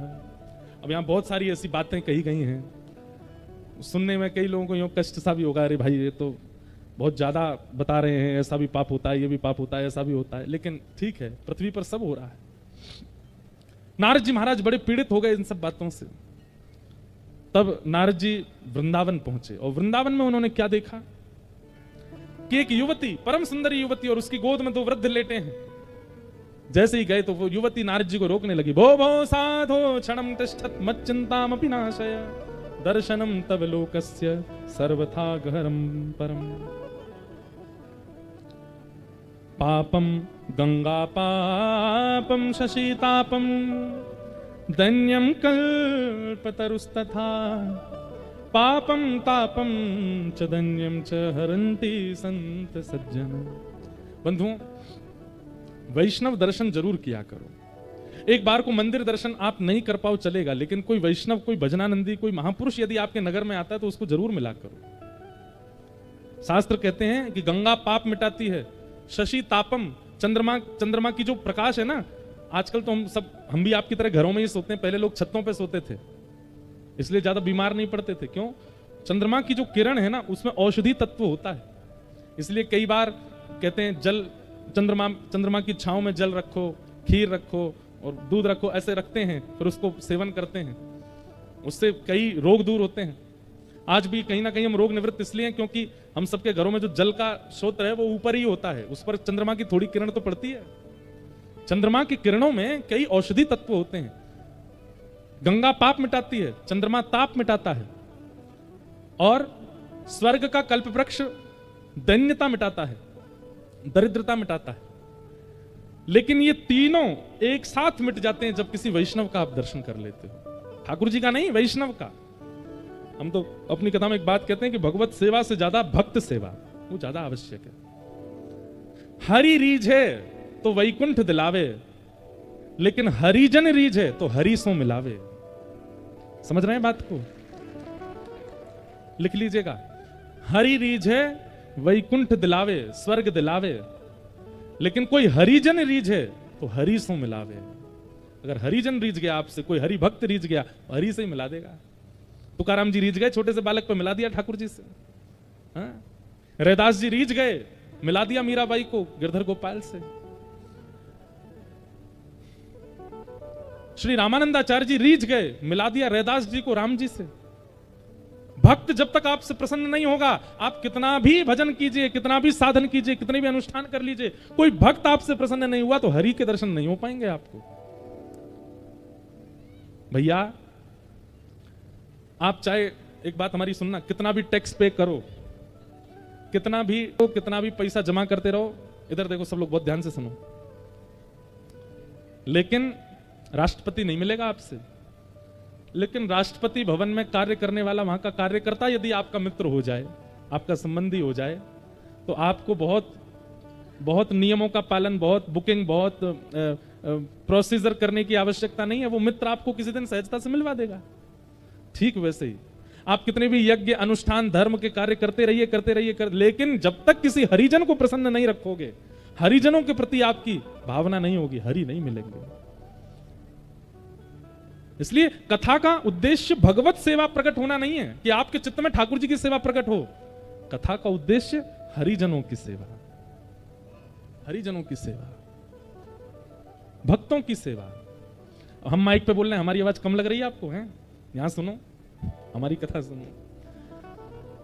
गिरधर जब अपनों कर जाने, गिरधर जब अपनों कर जाने। ठाकुर जी ने आपको अपना लिया कब जानो? ताको मन भगतन की सेवा, ताको मन भगतन की सेवा, संत चरण रज सदा लुभाने, संत चरण रज सदा लुभाने। जब अपनों कर जाने, गिरधर जब अपनों कर जाने। हरिजनों की। तो भक्ति महारानी ने रोका। नारद जी महाराज ने पूछा, देवी आप कौन है, और आपकी गोद में ये जो दो वृद्ध लेटे हैं ये कौन है? तब कहा कि मैं भक्ति हूं और ये दोनों मेरे पुत्र हैं, ज्ञान और वैराग्य। नारद जी बोले, आप युवा हैं और बच्चे बूढ़े हैं, ऐसे कैसे हो गया? नारद जी, भक्ति महारानी बोली, क्योंकि भक्ति सब करते हैं, भक्ति सबके चित्त में है, पर ज्ञान और वैराग्य ये दोनों मेरे पुत्र किसी के चित्त में नहीं है, इसलिए दोनों वृद्ध हो गए। अब एक बात समझ रहे हैं आप लोग? भक्ति है तो सही, लेकिन कैसी है? अप्रसन्न भक्ति। हम सबके चित्त में भक्ति है, पर वो भक्ति संतुष्ट नहीं कर पा रही हम लोगों को, हमको प्रसन्न नहीं कर पा रही है। क्यों? क्योंकि वो प्रसन्न नहीं है। भक्ति की प्रसन्नता किसमें है? जब तक उसके पुत्र नहीं आएंगे चित्त में, वो प्रसन्न नहीं रहेगी। हम लोग भक्ति तो करते हैं, पर ज्ञान और वैराग्य से कहीं ना कहीं चूक रखते हैं, इसीलिए भक्ति हमारी लाभकारी नहीं होती। बहुत ध्यान से सुनिएगा, भक्ति के साथ में ज्ञान भी जरूरी है। श्री गुरु चरण सरोज रज निजमन मुकुर सुधार, वरणो रघुवर विमल यश जोदायक फलचार, बुद्धिहीन तनु जान के सुमिरौ पवन कुमार, बल बुद्धि विद्या देव मोहि हरऊं। जोर से बोलो। लगभग सबको याद है, पर इसका अर्थ आप में से केवल 10 लोगों को पता होगा। भक्ति तो है, ज्ञान नहीं है।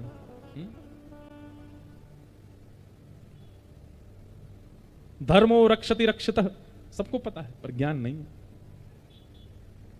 घर पर आए मेहमान को तिलक लगाते हैं, चंदन लगा के फिर अक्षत लगाते हैं, सम्मान तो है पर ज्ञान नहीं है। क्यों लगाते हैं? ये चावल क्यों लगाए जाते हैं किसी के माथे पर? उसके पीछे कारण क्या है? घर पर आए मेहमान, घर पर आए संतों के चरण क्यों छुए जाते हैं? क्या कारण है उसका? सूर्य उदय से पहले उठ जाना चाहिए, सूर्यास्त के बाद बहुत देर तक जगना नहीं चाहिए। क्या कारण है उसका? शंकर जी पर पंचामृत क्यों चढ़ाया जाता है? भक्ति तो सब में है, पर ज्ञान नहीं है। नवरात्रि में व्रत क्यों किए जाते हैं? 16 सोमवार क्यों किए जाते हैं? सब कुछ पता सबको है, पर इनके पीछे मूल उद्देश्य किसी को नहीं पता। होली पर बताओ रंग क्यों लगाते हैं सबको? ऐसा क्या है होली वाले दिन कि सबको रंग लगाओ? उस दिन क्या हुआ था? चलो दीपावली की तो हम मानते हैं कि उस दिन ऐसा कहते हैं राम जी आए थे तो घर सजाए सबने, पटाखे फोड़े सबने। अच्छा तो चलो दीपावली के दिन राम जी आए इसलिए दिया जलाए गए, पटाखे फोड़े गए, पर पूजा लक्ष्मी गणेश की क्यों होती है? इनके पीछे कारण क्या है? आप भी किए जा रहे हो, कभी मन में प्रश्न ही नहीं उठा कि क्यों होता है? देखो, लक्ष्मी कौन है? हमारे जीवन की रक्षक हैं लक्ष्मी। उद्देश्य होना चाहिए वो लक्ष्मी। पर लक्ष्मी के साथ नारायण तो सुने जाते हैं। गणेश जी की पूजा क्यों होती है? बोले गणेश जी कौन है? बोले गणेश जी बुद्धि के देवता हैं, इसलिए गणेश जी की पूजा होती है कि भाई ये लक्ष्मी तुम्हारे जीवन में आवे, लेकिन साथ में बुद्धि लेकर के आवे, नहीं तो लक्ष्मी का असद प्रयोग करोगे। बहुत लक्ष्मी हो जाने पर पीने खाने लग जाओगे, बहुत लक्ष्मी हो जाने पर उसका गलत व्यय करने लग जाओगे। इसलिए गणेश जी के साथ लक्ष्मी जी की पूजा होती है कि गणेश जी बुद्धि प्रदान करें, वहीं लक्ष्मी का व्यय किया जाए। हमारा हिंदू वैदिक सनातन धर्म केवल करने पर निर्भर है। आजकल करते नहीं है, उसके पीछे कारण है। रक्षाबंधन पर बहन सूत्र बांधेगी भाई को, क्यों? कारण क्या है उसके पीछे? सब ऐसे ही नहीं है हमारे यहां। बस हम लोग भक्ति में युक्त होकर के कर सब रहे हैं, पर ज्ञान की हमको इच्छा ही नहीं होती है। इसीलिए भक्ति है लेकिन फिर भी हम अप्रसन्न रहते हैं, क्योंकि उसका पुत्र नहीं है हमारे पास, ज्ञान। अच्छा ये तो है संसारी आध्यात्मिक ज्ञान। कई ज्ञान ऐसे होते हैं वो जीवन उपयोगी होते हैं, जैसे निर्णयात्मिका बुद्धि,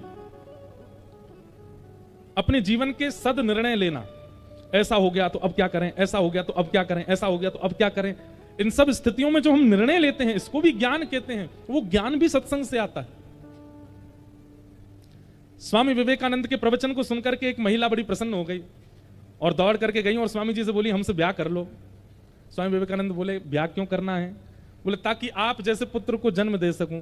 स्वामी विवेकानंद ने 3 परिक्रमा लगा, कहा मैं ही बेटा हूं आपका, मुझे ही पुत्र मान लो, मैं अपने जैसा बेटा दे पाऊंगा कि नहीं क्या। अब ये निर्णयात्मिका बुद्धि है, ये भी तो ज्ञान है।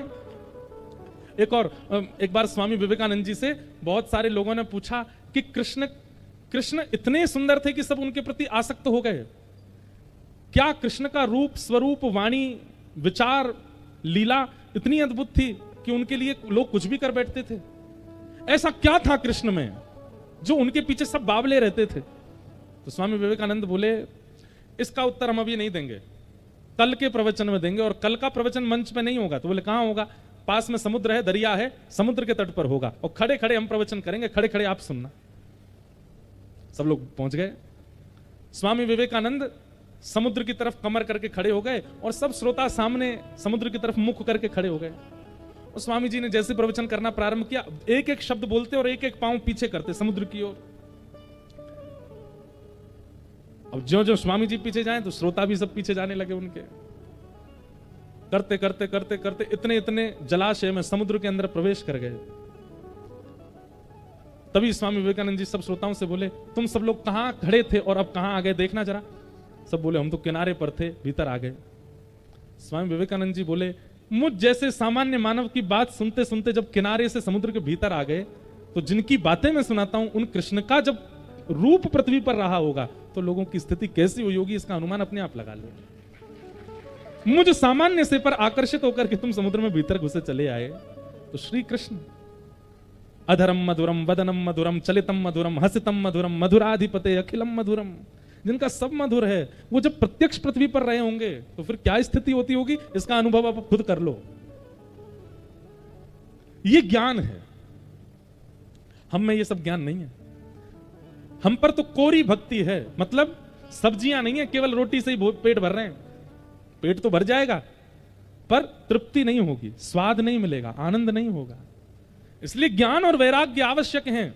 तो ज्ञान कितना चाहिए कोई बहुत ज्ञानी नहीं बनना है, केवल उतना ज्ञान लीजिए कि नित्य प्रवचन सुना कीजिए, यूट्यूब पर सुनो, प्रत्यक्ष जाके सुनो, और वहां जो प्राप्त हुआ वो आपके पास पर्याप्त रूप से रहे। इतना ज्ञान बहुत है जीवन के लिए। लेकिन प्रत्येक दिन सुनो, एक दिन भी बेनागा।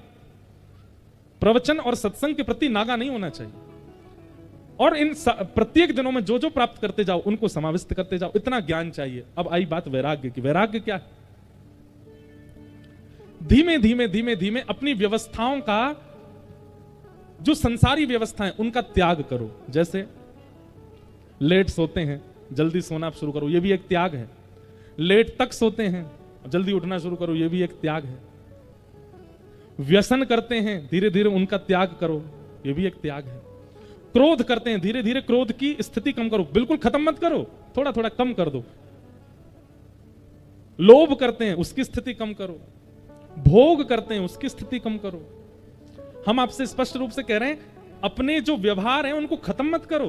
काम, क्रोध, लोभ, मोह, ईर्ष्या, द्वेष, अभिनिवेश, अहंता, ममता, जो भी है आपके अंदर, उसको खत्म मत कीजिए। पर हां, इस कथा के बाद थोड़ा घटाओ, थोड़ा कम करो। एक बार कम होना प्रारंभ होगा तो फिर आपको आनंद आने लगेगा उसमें, फिर आप अपने आप घटाओगे उसको।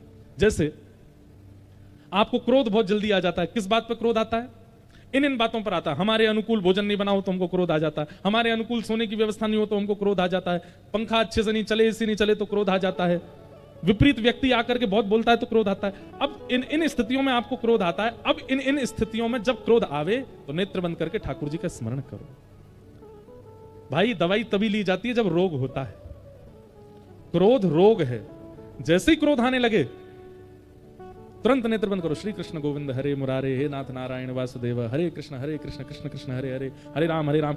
आप हाथ बीच के करो, चाहे मुंह दबा के करो। क्रोध को पीने का यही तरीका है। उसी समय कीर्तन करने लग जाओ। किसी को देख करके काम भाव प्रकट होने लग जाए, तुरंत नेत्र बंद करो और नेत्र बंद करके अपना युगल मंत्र गाने लग जाओ। राधे कृष्ण कृष्ण कृष्ण राधे राधे, राधे श्याम राम श्याम राधे राधे, ओम नमो भगवते वासुदेवाय, ओम नमो भगवते वासुदेवाय। घटेगा काम, क्योंकि आप औषधि लेते हो तुरंत ही। तो त्याग, क्रोध का त्याग भी त्याग है। केवल घर छोड़ देना त्याग नहीं होता। क्रोध का त्याग भी त्याग है, भोग का त्याग भी त्याग है, काम का, लोभ का, ईर्ष्या का, द्वेष का, अभिनिवेश का, अपनी बुद्धिमत्ता का, जो चतुराई है चित्त में, इन सब का त्याग भी परम विशिष्ट त्याग है। वो त्याग करो, वही वैराग्य है। और सबसे बड़ी बात कहें, भोग्य वस्तु सामने है लेकिन आपका मन विचलित नहीं होता उसके प्रति, ये सबसे बड़ा वैराग्य है। आपके सामने रसगुल्ला रखे हैं लेकिन जीभ में पानी नहीं आता, ये वैराग्य है। आप परम सुंदर हैं और आपको प्राप्त करने के लिए परम सुंदर चारों ओर बैठे हैं, पर फिर भी अपने मन की स्थिति को बिगड़ने ना देना, अपने उस ब्रह्मचर्य को नष्ट ना होने देना, ये वैराग्य है। बहुत अपॉर्चुनिटीज आई लाइफ में भोग भोगने की, लेकिन नीची नजर करके और निकल पड़े, नहीं उसकी तरफ देखा, ये वैराग्य है। घर छोड़ देना कोई बड़ी बात थोड़ी है। बच्चे भी जाते हैं हॉस्टल घर छोड़ करके। आजकल के युवा बालक भी बड़ी बड़ी मेट्रोपॉलिटन सिटीज में रहते हैं घर छोड़ करके, कोई बड़ी बात थोड़ी है घर छोड़ना। घर छोड़ना वैराग्य नहीं होता। वस्तु का त्याग वैराग्य नहीं है, वस्तु के प्रति जो आपकी कुदृष्टि है उसका त्याग वैराग्य होता है। वस्तु का त्याग वैराग्य नहीं है। तो ये ज्ञान और वैराग्य भक्ति के पुत्र हैं। जब तक ये पुष्ट नहीं होते तब तक भक्ति प्रसन्न नहीं होती। ज्ञान और वैराग्य दोनों वृद्ध हो गए थे। नारद जी महाराज ने उनकी पुष्टता के लिए विचार किया। तब नारद जी भ्रमण करते करते बद्रीनाथ पहुंचे। वहां सनत कुमारों से कहा कि ज्ञान और वैराग्य कैसे युवा हों, कृपा कर इसका कोई उपाय बताओ। तब कहा, देखो ज्ञान और वैराग्य को मानवों के चित्त में प्रकट करने का एक ही उपाय है। बोले क्या? 5 प्रकार के यज्ञ हैं और उन 5 यज्ञों में सबसे बड़ा यज्ञ एक ही है, श्रीमद् भागवत की कथा। इससे बड़ा कोई यज्ञ नहीं है। तप यज्ञ, योग यज्ञ, स्वाध्याय यज्ञास्य यज्ञते, 5 प्रकार के यज्ञ बताए गए, जिसमें सबसे पहला यज्ञ तप यज्ञ, दूसरा योग यज्ञ, तीसरा स्वाध्याय यज्ञ, चौथा द्रव्य यज्ञ और 5वां ज्ञान यज्ञ। और सबसे बड़ा यज्ञ है ज्ञान यज्ञ। और ज्ञान यज्ञ में भी कौन सा ज्ञान? गीता का भी ज्ञान है, महाभारत का भी ज्ञान है, मानस जी का भी ज्ञान है, रामायण जी का भी ज्ञान है। बोले सब ज्ञान एक से एक है, सबको ग्रहण करना चाहिए, परंतु परम प्रथम स्थिति में स्वीकार करने वाला ज्ञान कौन सा है? सत्कर्म सूचको नूनम ज्ञान यज्ञ स्मृतो बुधई श्रीमद् भागवतालाप सतु गीत सुखादिभि श्रीमद् भागवतालाप सतु गीत सुखादिभि। श्रीमद् भागवत की कथा जो श्री सुखदेव जी महाराज ने परीक्षित को सुनाई, वो कथा सुनो। और तब सनत कुमारों की आज्ञा से गंगा द्वार समीपे तु तटमानंद नामकम, आनंद नाम के वन में भागवत की कथा हुई। सनत कुमारों ने कथा सुनाई, देवी देवता ऋषि गंधर्व सब आए। लेकिन जैसे ही भक्ति महारानी ने अपने पुत्रों के साथ प्रवेश किया कथा में, भक्ति सुतौ तौ तरणौ गृहीत्वा प्रेमैक रूपा सहसा विरासित श्री कृष्ण गोविंद हरे मुरारे नाथेति नामानि मुहुर्वदन्ते। कीर्तन करती हुई भक्ति महारानी प्रवेश कर गई, और जैसे ही प्रवेश किया, प्रवेश करते ही भक्ति के दोनों पुत्र ज्ञान वैराग्य युवा हो गए। बोलो भागवत महापुराण की। भागवत क्या करती है? ज्ञान और वैराग्य को युवा करती है। आप 4:30 बजे से कथा सुन रहे हैं, 4:30 पौने 5 बजे से, अभी पौने 7 बजने को हैं।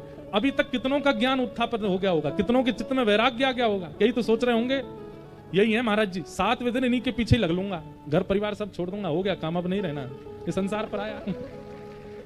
कई लोग अपनी पत्नियों को जाके बोलेंगे अब तुम संभालो घर, हम तो महाराज जी के संग बोलेंगे। वैराग्य आ गया होगा, ज्ञान आ गया होगा, लेकिन ये स्थिर नहीं आए हैं अभी स्थिर नहीं आए हैं। 7वें दिन जैसी कथा पूरी होगी, 1-2 दिन तक और थोड़ा सा कम लगेगा, फिर से वैसे ही हो जाओगे जैसे पहले थे। कथा सुनने की सार्थकता कैसी कि 7 दिन में कथा ने जैसा आपका निर्माण कर दिया, आप उस निर्माण को बरकरार रखो, तब समझो कि आपने कथा सुनी। नहीं तो कथाएं भागवत तो बहुत होती हैं दुनिया में, उसका कोई प्रभाव नहीं होता। इस प्रकार भागवत जी का महात्म्य सुनाया गया। महात्म्य में फिर गोकर्ण की कथा सुनाई गई, जहां पर आत्मदेव नाम के ब्राह्मण, उनके पुत्र नहीं था, संतों ने कृपा करके एक फल दिया, फल को गैया को खिला दिया पत्नी ने, उनके गर्भ से गोकर्ण हुए, और पत्नी अपनी सहेली के बालक को ले आई, उसका नाम धुंधुकारी हुआ। धुंधुकारी दुष्ट हुआ बड़े होकर के, और गोकर्ण पंडित ज्ञानी बने। सबको कथा पता है, हम केवल महात्म्य विश्राम कर रहे हैं। और कल से कथा का समय वैसे तो 3 बजे से है यहाँ पर आप लोग समय से आ जाइए, और फिर कथा का क्रम हम लोग श्रवण करेंगे। दूसरी बात, पिछले कुछ दिनों से हम बहुत भाग दौड़ में हैं, बहुत ज्यादा श्रम हो गया है, इसलिए अभी हम एक तो मौन की अवस्था में भी हैं और थोड़ा ध्यान की अवस्था में भी हैं, इसलिए हम ज्यादा अभी संपर्क और मिलन सबसे कर नहीं रहे हैं। इसलिए आप लोग केवल कथा में ही दर्शन लाभ ले लीजिए, बाकी एक दिन सबसे मिलेंगे भी, सबके भाव स्वीकार करेंगे, वो हम कल बता देंगे कौन सी तारीख को हम सबसे मिलेंगे।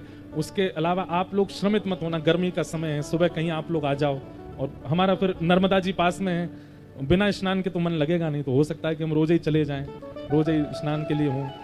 तो अभी हम ये पवई की जो कथा है यहाँ जो हो रही है, इसमें हम थोड़े अपने साधना भाव को करने के भाव से आए हैं कि श्री नर्मदा जी का तट है, तो हम बहुत कम समय एक स्थान पर रहेंगे, हम भ्रमण में ज्यादा रहेंगे, कभी कहीं कभी कहीं कभी कहीं कभी कहीं, इसलिए ज्यादा मिलना हमारा सबसे हो नहीं पाएगा। एक दिन का हम समय सबको बताएंगे, उस दिन हम सबसे मिलेंगे, क्योंकि अभी बहुत जबलपुर के लोग हैं, बहुत वैष्णव अभी कथा में आने के इच्छुक हैं, छोटे छोटे बालक हैं, युवा हैं। एक जबलपुर की यूनिवर्सिटी में भी एक दिन का कार्यक्रम है, वो भी सब करने का ना करने का विचार अभी चल रहा है। तो सबसे बढ़िया मिलन का समय यही है, आप लोग कथा में आइए, खूब भाव से कथा सुनो, और उसके बाद फिर अपने अपने घर को प्रस्थान करें। कल से हम ज्यादा विलंब भी नहीं करेंगे, क्योंकि जो लोग दूर से आ रहे हैं उनको कहीं कष्ट ना हो अपने स्थान पर पहुंचने में। समय से कथा का प्रारंभ करने का प्रयास करेंगे।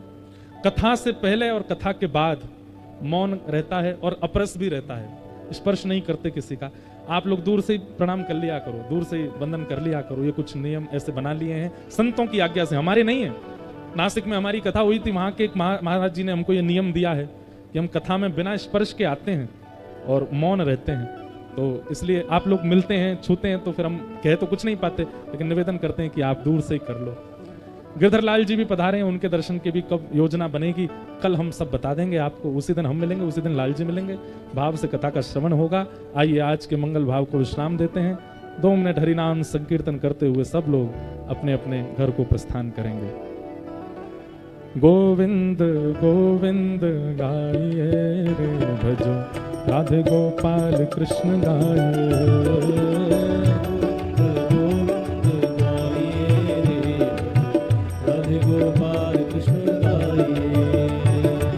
गोविंद गाइए रे भजो, राधे गोपाल कृष्ण गाइए।